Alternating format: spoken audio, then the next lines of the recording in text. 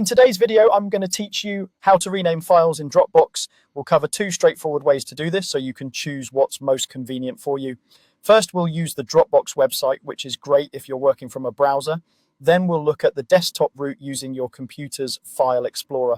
Along the way, I'll point out a few tips to keep everything neat and synced across your devices. Let's start on the web.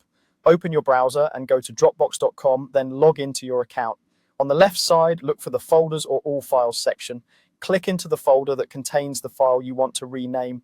Once you're inside, find your file in the list. Hover your mouse over it to reveal more options, then click the three dots menu on the right. From that menu, select Rename. Type the new name exactly as you want it to appear. Be careful not to remove the file extension at the end, like .pdf or .jpg, since that helps your computer and apps recognize the file type. When you finish typing, Dropbox applies the change, and you'll see the updated name right away.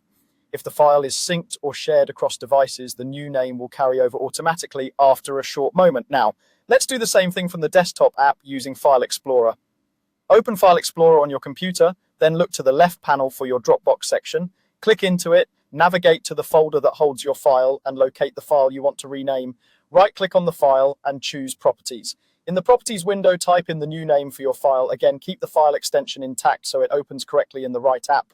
When you're done, click OK to confirm the change. You should see the new name reflected in the folder, and Dropbox will sync that change to your account shortly. If you're working across multiple devices, give it a moment to update everywhere. A few quick tips to keep things smooth. Make sure the file isn't open in another program while you rename it, as that can prevent changes from saving.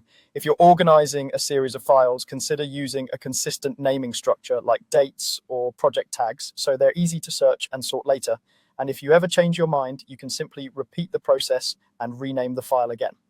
That's it, two simple methods to rename files in Dropbox, either on the web or through your desktop. Thanks for watching.